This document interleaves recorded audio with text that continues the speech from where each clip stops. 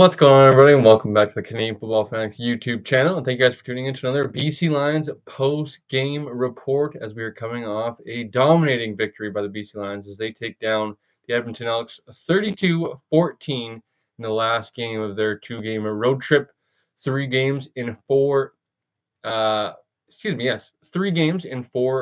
the BC Lions have been on the road, and they wrapped that up with a big-time victory here, moving forward into a nice home stretch coming up here with a few games at home to end the month of July and then into August as well. So the BC Lions handled business tonight, folks. They did their part, getting back to 500 with the 3-3 record now on the season.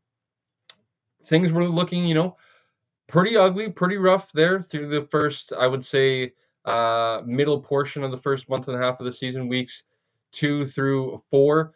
Obviously, with Rourke injury and stuff like that, putting the Lions into certain circumstances. And maybe now that we're seeing kind of things being played out with Rourke back in the lineup, maybe a kind of more to be expected with the loss of your starting quarterback. So, with him back in the lineup, back-to-back weeks with victories for the BC Lions and a big-time win here tonight.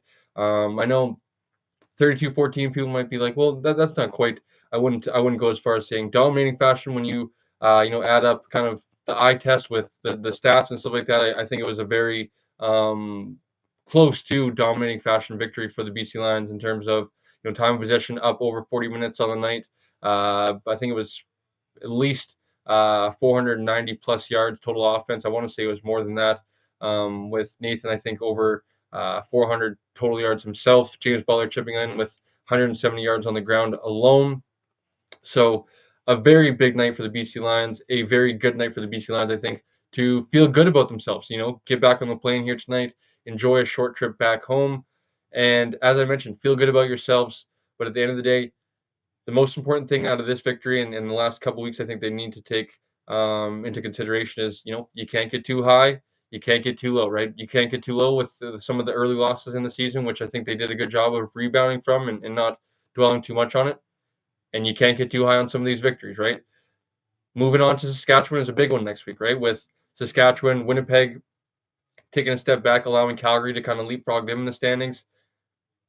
If you can, gain the game on Saskatchewan, especially considering they already took us down in Saskatchewan, being able to handle your business at home next week is going to be hugely important. I think having a victory like this is going to go a long way into their confidence going into next week versus Saskatchewan. But we got to talk about tonight's game before we even get into next week at all. So before we get into tonight's post-game recap, of course, folks, if you guys are enjoying all the content here on the channel, which we have been busy as of late, folks. I know, not only the Lions stuff, but the BCFC season is nearly here. So things have been hot and heavy on the Canadian Football Fanatics YouTube channel.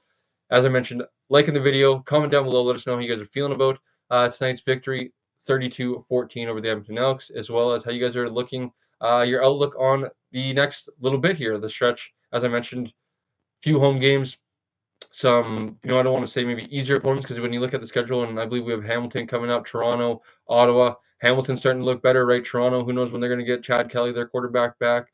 Some circumstances could come into play in terms of those teams looking better or worse when we do see them. But some more home dates coming up here for the Lions to handle business on their home turf, which I think is important this time of year. So when it comes to commenting on the video, subscribing on the channel, most importantly, when you guys subscribe, press the notification bell. You guys will get notified every single time we go live, like tonight for the post-game report, or upload any sort of video like the BC Lions previews, our season previews, and any other content here on the channel throughout the season. And of course, even into the off-season, folks. We do not rest too long during the off-season. We come out with the podcast episodes, etc. during the off-season. So as I mentioned, subscribe to the channel, hit the notification bell. You guys won't miss out on any of the fun here on the Canadian Football Fanatics.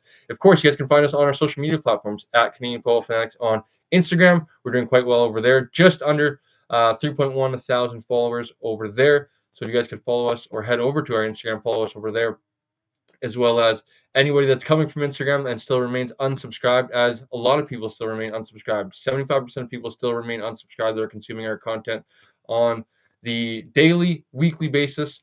And we would greatly appreciate if you guys would subscribe to the channel. It goes a long way to helping us out and growing the brand, growing the platform. So, lastly, of course, you guys can find us on Twitter as well at _ CF Fanatics over there as well. So, lastly, folks, wanted to throw this reminder in here for from now on. Going to millions.com, not only can you find our content over there, and that includes our basically all of our YouTube catalog in terms of season previews, podcast episodes, BCFC content. You can also pick up our limited edition Canadian Football Fanatics merch over there as well. We have hoodies and shirts available. Just actually had our first sale, and somebody, luckily enough, picked up a hoodie. So shout out actually to Brad for picking up a hoodie from us, and hopefully some more Fanatics are seen wearing some of our gear out there, repping the Canadian Football Fanatics. Millions.com. We'll put the website URL in the description below. So before we get into the rest of the post-game report, I see a regulars back in here with Ryan Miller.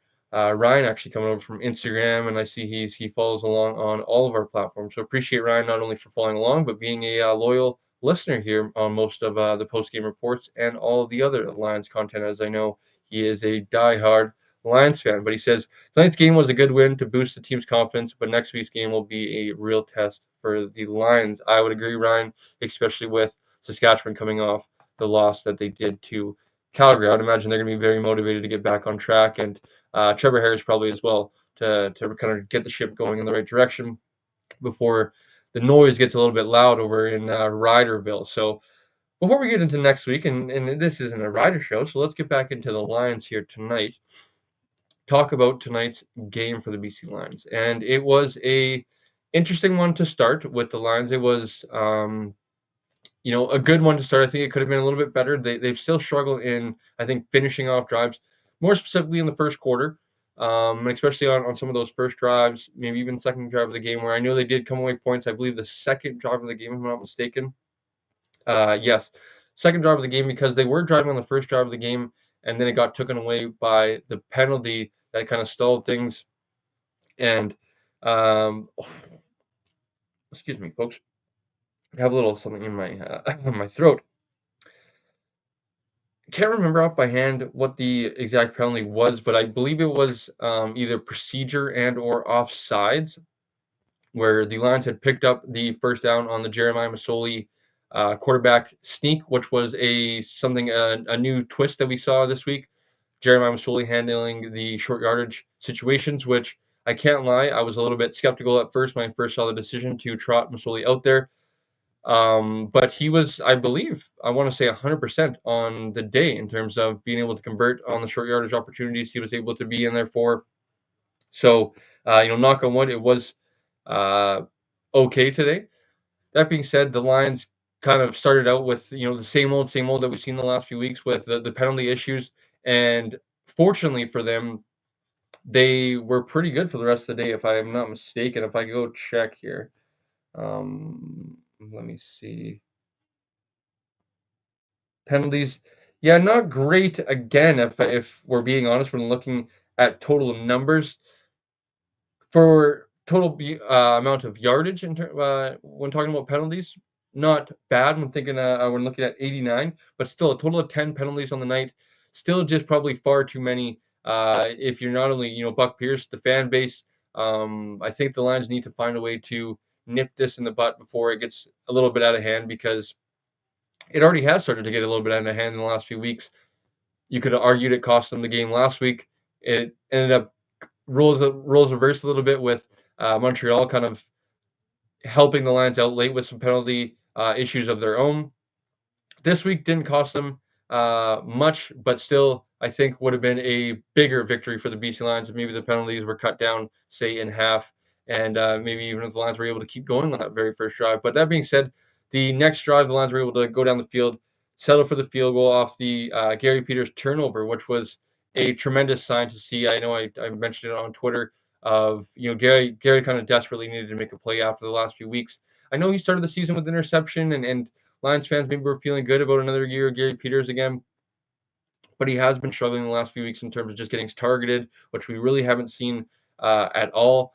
And then giving up some bigger plays, and I would argue even on that interception, as great as it was to see, if Trey Ford leads, I believe it was Stephen Dunbar, leads him a little bit more instead of underthrowing him, it's probably a touchdown where Dunbar had the step on Gary Peters.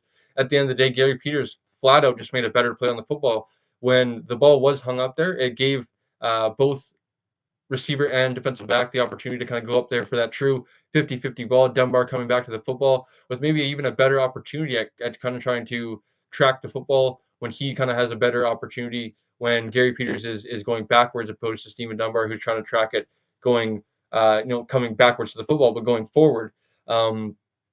Gary, kind of is able to turn his head, make a play on the ball, and come down with the football. And as I said, should go a long way too. Not that Gary Peters, a veteran in himself, needs some confidence, but needs to see something go in his way. And I think get the snowball moving down the hill is kind of the analogy I used last week for the Lions as a team itself, and something that I think Gary Peters probably would like to see for himself moving forward here to kind of stack some games and kind of continue to gain confidence. Because I don't know if we're going to maybe ever see that Gary Peters, that truly elite Gary Peters again. I think this maybe could be the decline, which maybe he has kind of these stretches, right, where some of the stretches are maybe not so great, and some stretches are back to or as close to prime Gary Peters as possible. So we'll see how things go. It is still fairly early, only through 6 games in the season. We'll see what happens down the stretch, and hopefully Gary is able to continue to make plays and take steps in the right direction because we're definitely going to need him throughout the rest of the season. So,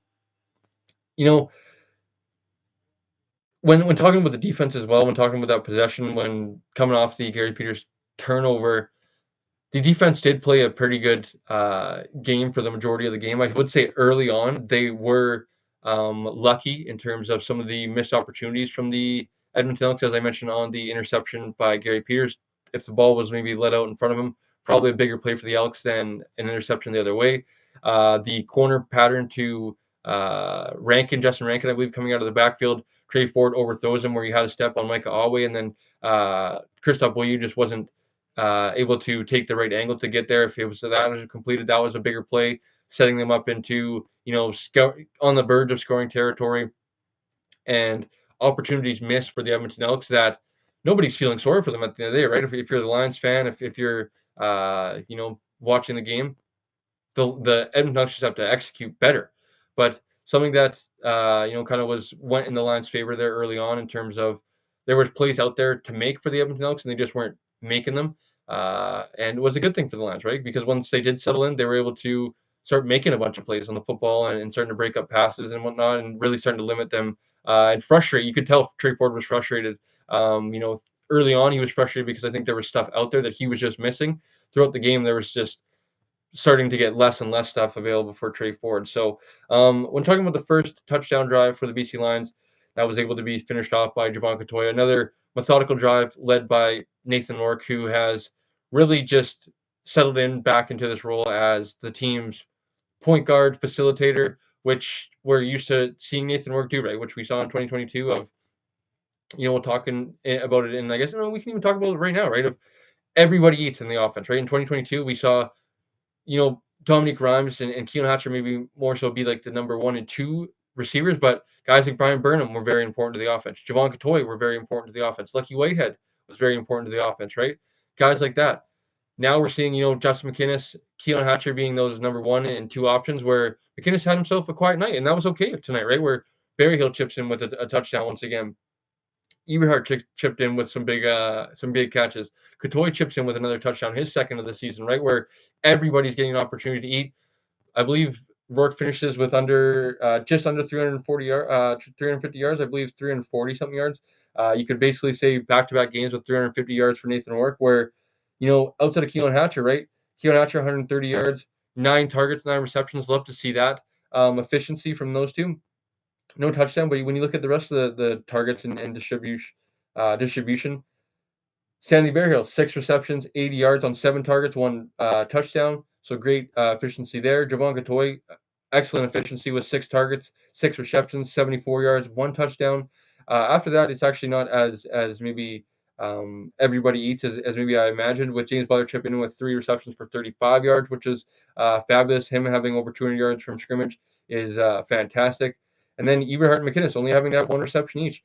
Eberhardt 1 for 14 and McInnis 1 for 12. So the Lions were able to get production from all the receivers outside of McInnis and Eberhardt a little bit, but it's just fantastic that you can't really single in on any receiver, I think, for the Lions, and hopefully Eberhardt and Cottoy steps up tonight. Eberhardt more so, I guess, is able to continue to step up when his number's called upon. As I kind of correct myself on the preview show, I think that the Lions legitimately have themselves a number 3 option now in Stanley Berryhill, right? Where I was hoping that would be Javon Cottoy and or Aiden Eberhardt after last year and what we saw from them, but Stanley Berryhill clearly has a chemistry with Nathan Rourke here early on in the season.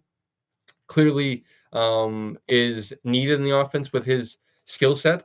I think it goes well with kind of the bigger body receivers that are, Justin McInnis, uh, Javon Cottoy, Hatcher, even a little bit somewhat, right? Where you have that little jitterbug kind of guy underneath that is very effective and kind of makes the defense almost stay on their toes, right? When kind of worrying about those bigger bodied receivers running down the field and kind of Sandy Barrel's almost a forgotten man underneath and is able to create havoc and be effective in his role. And even if you kind of fall asleep, he'll get behind you in the defense. He has that ability to stretch the defense down the field as well. So fabulous job by the weapons as a whole for the BC Lions. But that kind of started off by Javon Cottoy early on in the second quarter. The first drive of the BC Lions of the second quarter was finished off by a touchdown that, as I said, they methodically marched down the field, punched in with a Javon Cottoy kind of a flat route where he was able to make a defender miss and then continue pick up a block from I believe it was a receiver and or James Butler downfield, and then kind of not trance or not trot into the end zone, but because he got hit going into the end zone, but basically kind of walk into the end zone for the major touchdown for the BC Lions. From there, the BC Lions were able to kind of take hold of the game, if we're being completely honest, outside of, I believe it was either a possession or two later from the first touchdown drive, because it was 10-3 at that point where the Lions were looking to, potentially maybe go up 13-3, 17-3, whatever it may be on that drive. They end up, unfortunately, turning the football over on.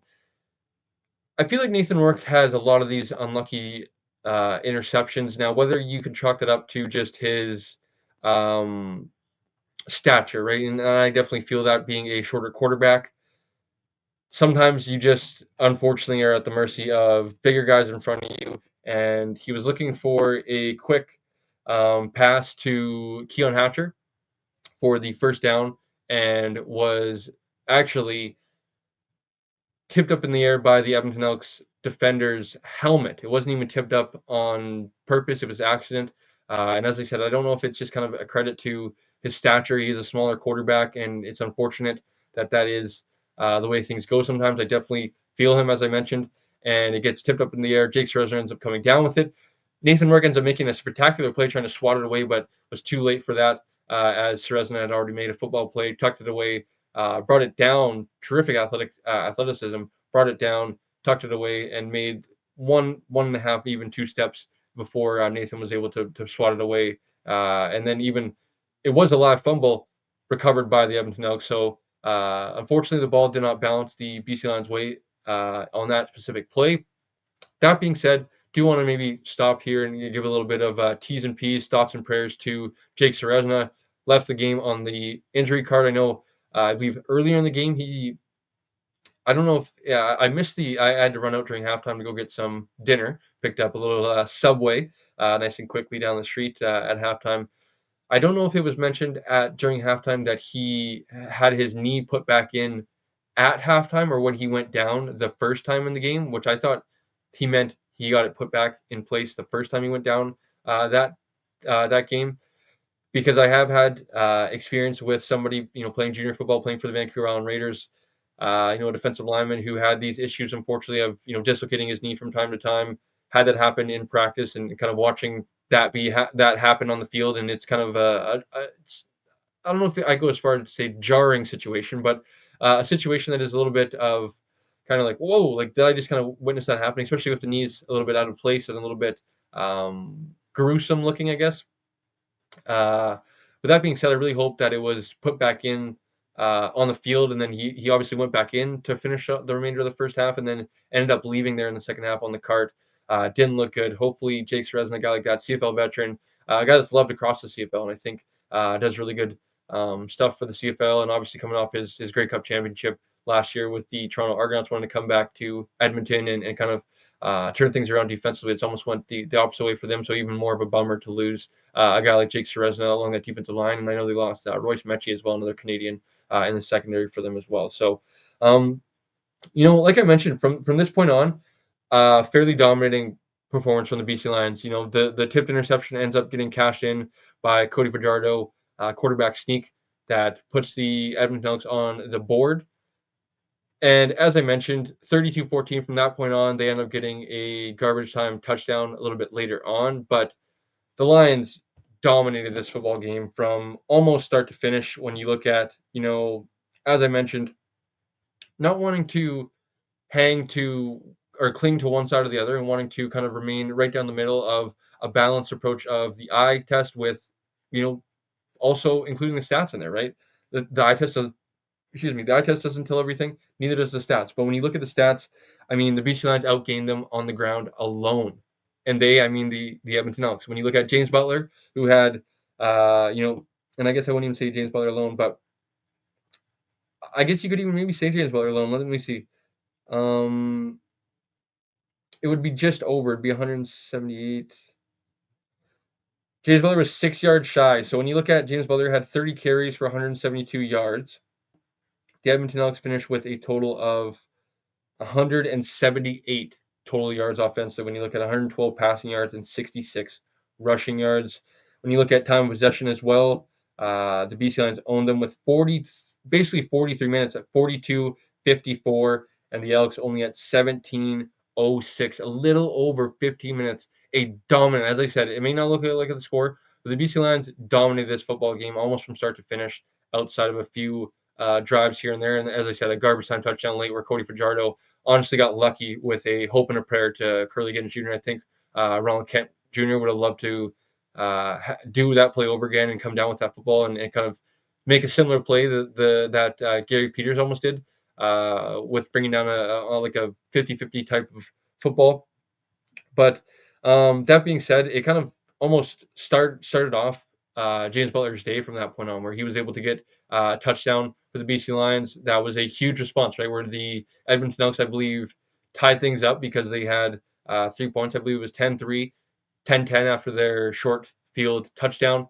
And then right away, the Lions were able to respond with a massive drive to kind of almost say, not today to the Edmonton Elks. We still own you. We're still big brother regardless if it's in Edmonton, if it's in BC, we're going to kind of pull away from you guys today, regardless, because I don't think you guys can hang. And that's what they did from that point on. They, as I said, marched down the field, ended up punching it in with a James Butler touchdown from, I want to say, maybe 15 or so yards out.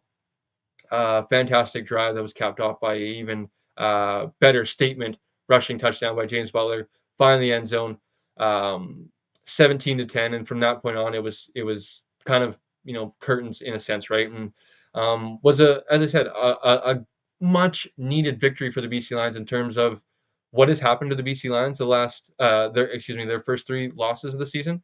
They've got dominated in time of possession. They've got ran on without any hesitation, without any kind of fight against it. And that was what they were able to do today, right? James Butler, 172 yards on the ground. I believe they were just under 200 yards as a team. And then the 40 minutes time of possession. The Lions were able to do what teams have been doing to them. And it was a nice feeling today, right? To see the Lions kind of, roles reversed for a change. And it's something that hopefully they can build on, right? I don't think that the questions have been answered in terms of a answer in the run game, right? Because when you look at the game script, and I know a lot of people, a lot of fans were concerned of the BC Lions defense coming to this game without me being me being one of them. I don't know if I'd go as far as to say concerned, but I would say worried about how they were going to perform. And I thought that it would be a little bit of a closer game because their defense would struggle in stopping the run. But when you look at the game script, it almost took them out of being able to run the football, right? Where Rankin wasn't able to have success. I think he had 3 or 4 carries for like 3 or 4 yards or something like that early on. Kind of almost, especially with a guy like Max Semick, who is very easily influenced by the pass, right, and passing the ball downfield. And of course, we're used to that with him being here in BC. When it's not working early, a guy like that is very easily persuaded out of the run game, leaning on a guy like Javon Leake, who I think they thrived in doing that last week and thrived in doing that last season. And then Trey Ford, who I know was trying to do a concerted effort and not scrambling downfield, which he did.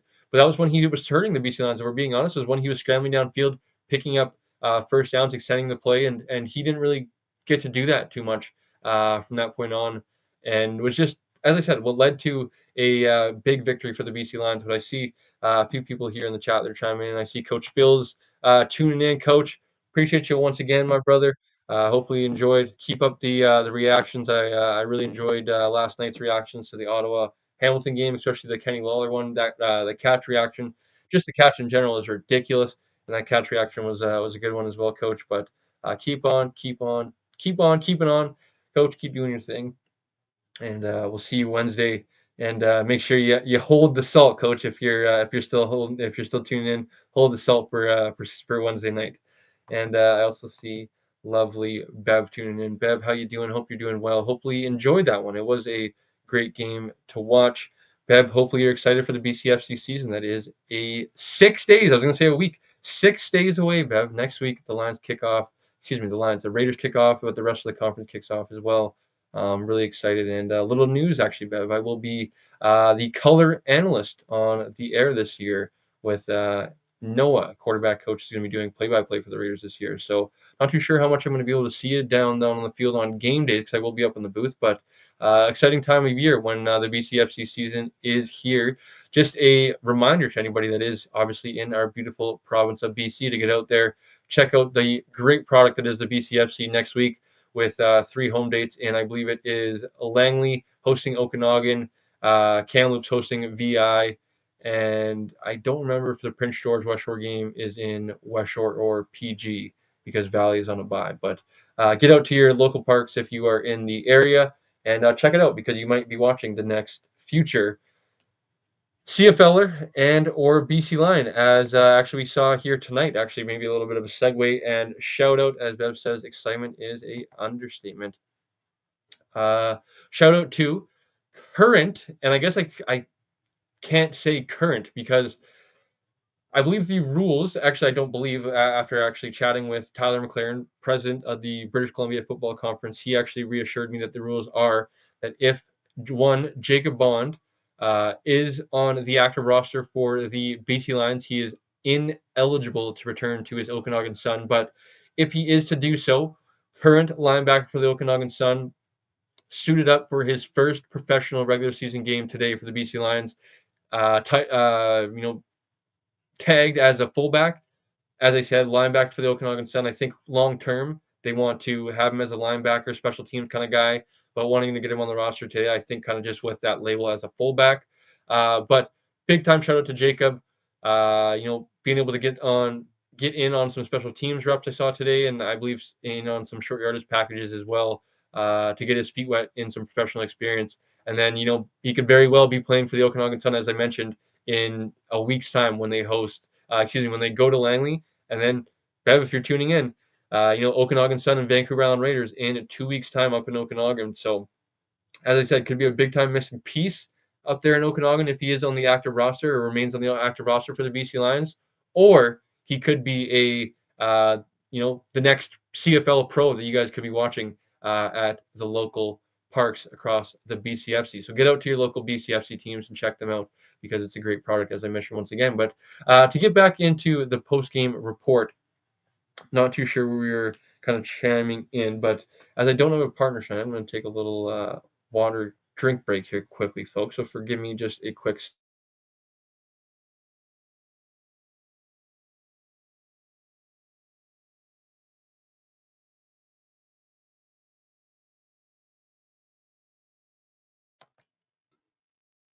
I believe I was chatting about James Butler and outgaining the Edmonton Elks on his own, and how it was a great game for the BC Lions to kind of change things up and be able to dominate that fashion. So when looking at the remainder of the first half, the Lions were able to close things out with a touchdown drive once again, which I believe was the Stanley Berryhill one, the third touchdown of the first half, which looked like it was going to be a potentially 17-10 game going into the half or something like that, until we saw actually maybe a great transition point now of, we got a changeup. We had been maybe asking for it, or I think maybe not asking for it, but conversations had started to come up of, Jermaine Jackson, and the excitement going into the season was definitely high. I think the expectations were um, higher. I think maybe just people wanted to see a little bit more after what they saw and the excitement they saw from um, Jermaine Jackson in the preseason. That being said, he didn't have the greatest. I believe he was towards the bottom of the league averages in terms of yards, return yards on punts and kickoffs. And the Lions switched things up. Seven McGee, I know, had dealt with some injuries and stuff like that, but being back healthy in the lineup, they went away from Jermaine Jackson, brought in Seven McGee as their kick returner for this game, and it almost paid off as he was able to take a punt return for a touchdown, but unfortunately called back to a very close. I don't know if I would go as far to say, I don't know if I want to say ticky tack, but by the letter of the law, sure, it was, excuse me, it was a block in the back, but I don't know if I would go as far as, it was borderline, I guess is maybe the best way to put it, in terms of a block in the back. At the end of the day, he did, I guess, make contact with kind of the back of his shoulder pad area, almost in the numbers. And by the letter of the law, like I said, it is a penalty. It wipes away a punt return touchdown for the BC Lions. That being said, it was all good because it backed up the Lions, kind of went into their 2-minute offense, and was able to march down the field thanks to a big James Butler drive. I believe it was James Butler before that point was like 85 total yards of offense. I think about 13 touches, excuse me, one touchdown. I think it was like 50 yards rushing, about 35 yards receiving or something like that. And then he ripped off a 41-yard rush down the sideline, which was a nice little cutback that he even picked up another 10, 15 yards that I think the defender thought he was going to maybe go quietly out of bounds, kind of cut back on him, shoot him away, and then picked up, as I mentioned, an extra few yards to put the Lions in a scoring position. They were able to cap it off with the Stanley Berryhill touchdown that went through basically the defender's hand. Was a perfect ball by Nate. If it was a split second behind him, a few inches behind him, it would have been an incomplete pass and or an interception for sure. So, as I said, to end the half there, what would it have been? It would have been 24-10, 14-point lead. As you look at the score rate with the final score 32-14, doesn't look dominating fashion maybe, but the Lions had just put their foot on the Edmonton Elks' necks and kind of little, as I said, reminded them who Big Brother is, if we're being completely honest, right? 9-1 record coming into this game, the last 10 matchups between these two teams, that BC has owned this team. And as politely as I try to put it to Andrew on the preview, it's just Nathan Rourke has monstrous games against this team. James Butler has monstrous games against this team. And this team just feels like elkier than Elkian. Like, they just feel like the Elks are Elkin, I guess is what I'm trying to say here, trying to spit out. And I don't know what it is about the Elks. I joke with the fellows on the weekly show about it's the name change until they go back. But as much as I do kind of joke more so about that, I feel like they have this stigma about them. Unfortunately, this stank that follows them around of being in this cloud, I guess, this dark cloud that follows around that franchise of not being able to get out of this hole. And I don't think I would be stunned if the Edmonton Elks turn things around after going 1-5 here. I know going to their bye week. Now questions are going to start about Tre Ford, and it's an unfortunate one because there's no defending Tre Ford anymore, right? It's unfortunate. I defended and have been rooting for him and want to see him do better. But at the end of the day, right, he has a bad day, and you look at the second half, maybe a little bit more was not on him. The first half, as I mentioned, the first quarter, maybe specifically, he had throws downfield that he needs to make in order to make his team better, in order to keep his job, if we're being quite honest right now. 1-5 on the season. into the first bye week for the Edmonton Elks. And you know how hot that temperature in the fan base is already, as well as in that organization. They need wins ASAP. There's no time to waste. There's no seasons to waste. The fans are not don't have the patience for it anymore, I feel like. So it's just an unfortunate one to talk about the Edmonton Elks, especially when talking about a victory like this. That is an embarrassing one if you're an Elks fan. I would feel because they didn't do much. Just a little over 50 minutes time possession is absolutely brutal. They were barely on the field all the game, and you could argue that Cody Fajardo's last um, garbage time touchdown drive kind of ate up how many minutes was that? I would be curious to know and go back and check of 3 or 4 minutes or 5 minutes chewing up on the clock. So when talking about the second half, was basically the Lions putting it into cruise control. When you look at the defense, as I said, allowing 2 touchdown drives for the remainder of the game. When looking at the Cody Fajardo garbage time touchdown drive, you know, one that I think, as I said, Ronald Kent is just you're going to want to have him come down with that football and an interception. I think 50-50 ball, right? So 50% chance your guy comes down with it, 50% chance their guy comes down with it. Maybe you live with that because Gary Peters came down with the other 50-50 ball, and that surely kind of comes down to the 50-50 ball. So maybe you live with it. Maybe you love to have that one back because then it's a 32-7 game. I'd argue it's a much excuse me, a 32-10 game. But it is what it is at that point for the BC Lions. When talking about the offense, I thought it was pretty much a near perfect game script for them offensively in terms of would have maybe like to see them finish off that first drive if it wasn't for that penalty that stalled things. Outside of that, they were pretty efficient from there on out. It's hard to complain when they put up how many total yards of offense when you look back at it. Second here, folks. 519 to the Elks, 160, outgained them by a substantial amount. So a truly dominant performance and was a needed one, as I mentioned, when looking forward, right? When talking about a big matchup with the Saskatchewan Roughriders next week, when pulling up the CFL standings here, things are going to only get tighter and tighter, right? As the season goes on, as things happen, now when you look at the season standings, the BC Lions claw to 3-3 with the Bombers at 3-1 coming off a bye week, and the Riders and Stampeders sitting at 4-1 each. So the BC Lions have an opportunity to get their fourth win and basically claw within a victory of Calgary after a horrendous start to the year and basically be able to right all their wrongs of a tough start to the season. Now, as I said, not to give them excuses or not to just hang one person out to dry because it is a team sport at the end of the day and is the biggest team sport. But when it comes down to, as I said last week, as I'm going to say again this week, the difference in execution, the difference in the way the offense feels with Nathan Rourke compared to anybody else is just night and day.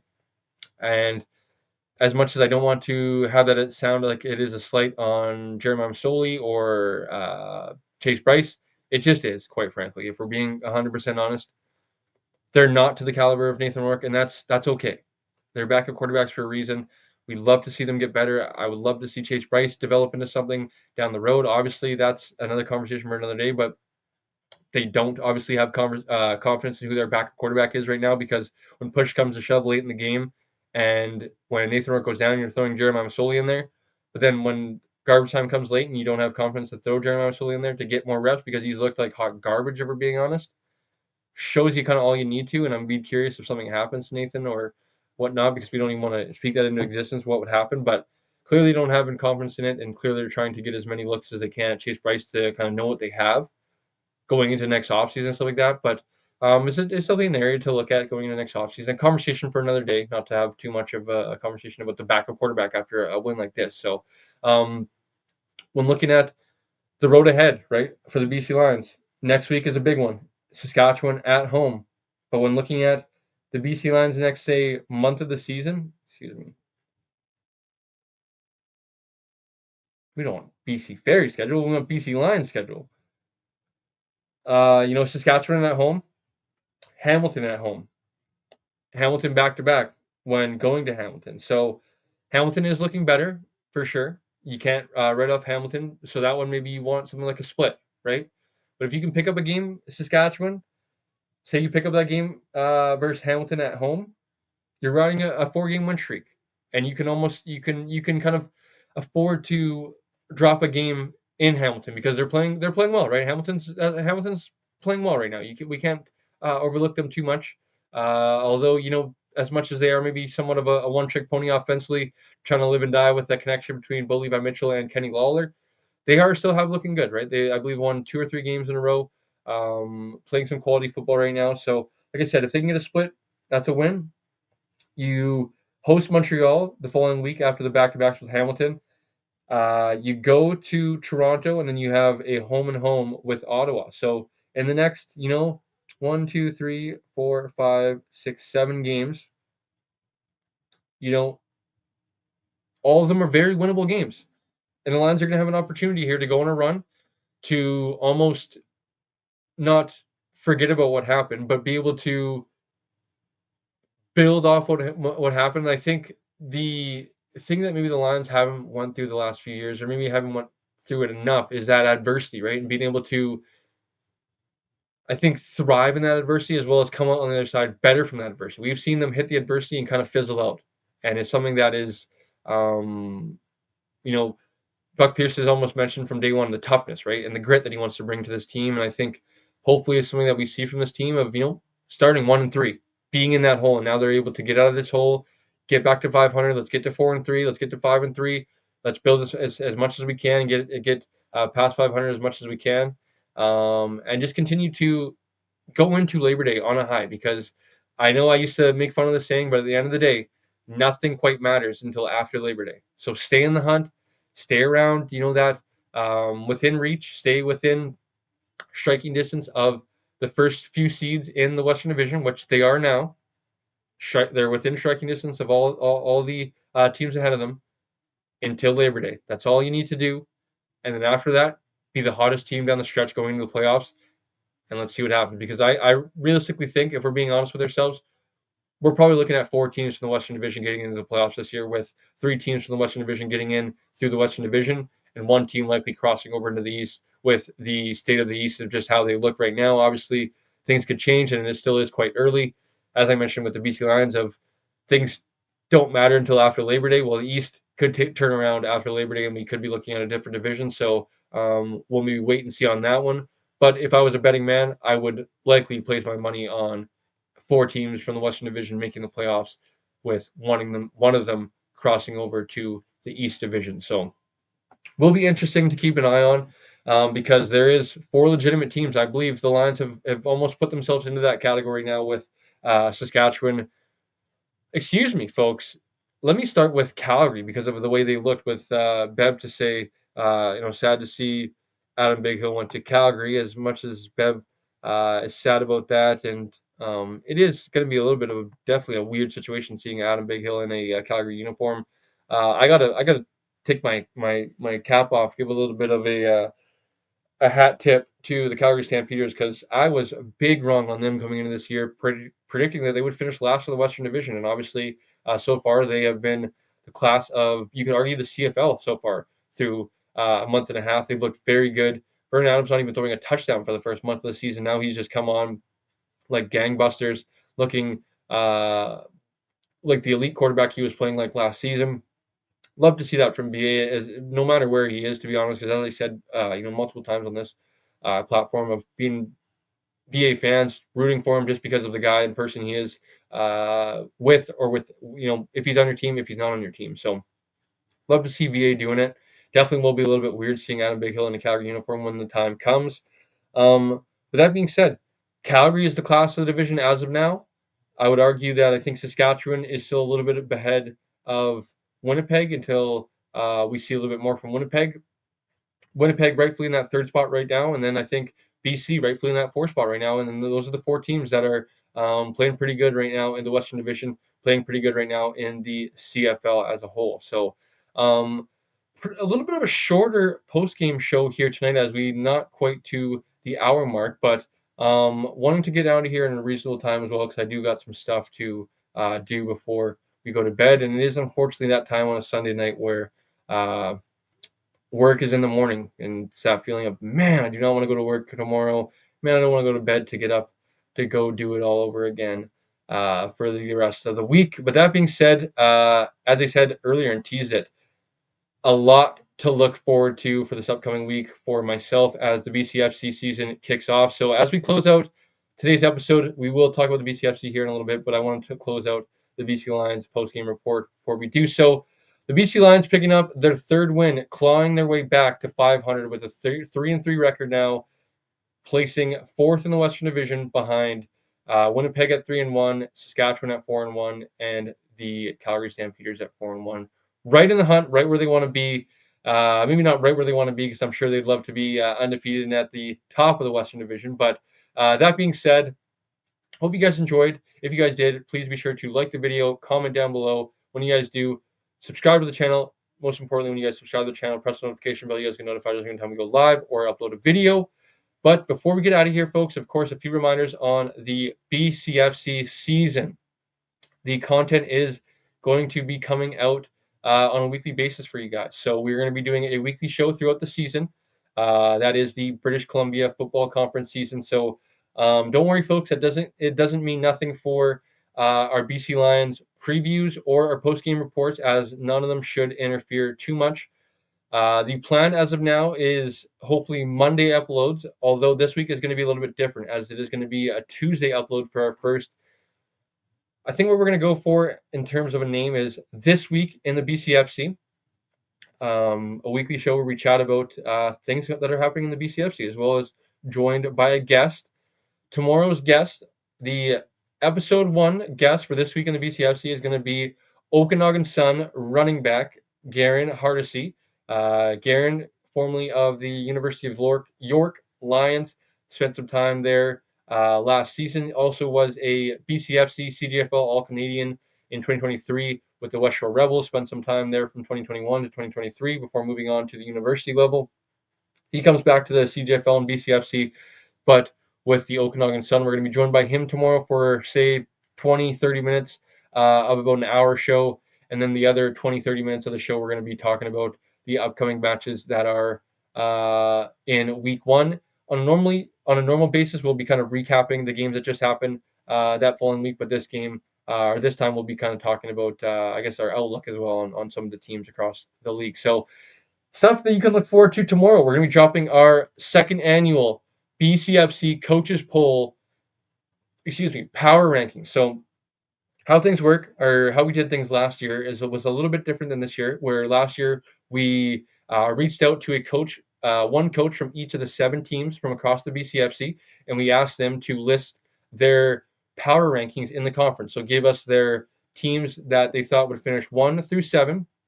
It would remain 100% anonymous, and we would compile all 7 ballots into one final list that was represented basically by the coaches.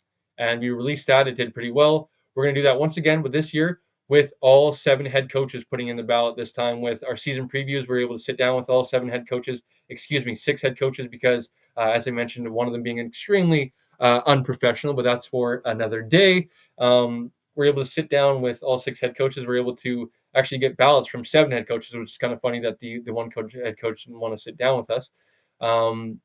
But we're able to get 7 ballots from the 7 head coaches, compile them into a list to come up with our second annual BCFC Coaches Power Rankings that is going to be dropping tomorrow on our Canadian Football Fanatics Instagram account. So be sure that you guys are following us over on Instagram at Canadian Football Fanatics over there. Should be a ton of fun. I'm interested to see the reaction, get some conversation going, spark some debate for the conference and all that stuff. So as I see, Bev, I got to keep somewhat quiet, because I gotta, unlike the said team that shall remain unnamed, I gotta remain professional as possible, unlike some. So as I said, check out our power rankings that are coming out tomorrow, as voted on by the 7 head coaches across the BCFC.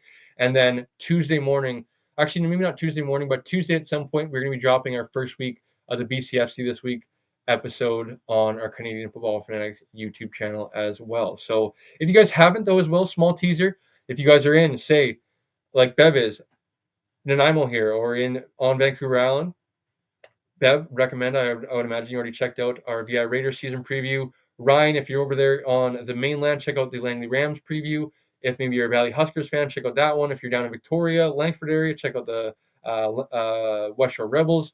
If you're up in the Kamloops, Okanagan, Prince George area, go check out those ones as well. Valley Huskers, if I didn't mention them, or if I forgot any other team. But that being said, I think that kind of ends things for us tonight as we've came to a conclusion. Lastly, as I mentioned about the merch, head over to our millions.com store.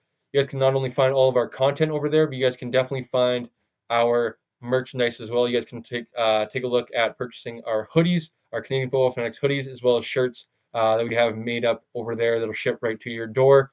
And shout out to Millions for all their fantastic work and partnership with them as well. It's been fantastic collaborating with them, and they do a fantastic job. So as I mentioned, go check out the millions.com website. When you guys go to millions.com, super easy to find us. Just type in Canadian Football Fanatics and all of our stuff will pop up in terms of content, merchandise, all that good stuff. So one last time, guys, if you guys are not following us on our social media platforms, please head over there at Canadian Football Fanatics on Instagram, @_CF Fanatics on Twitter. And then, of course, liking the video would be greatly appreciated. Comment down below. Let us know how you guys are feeling about the BC Lions.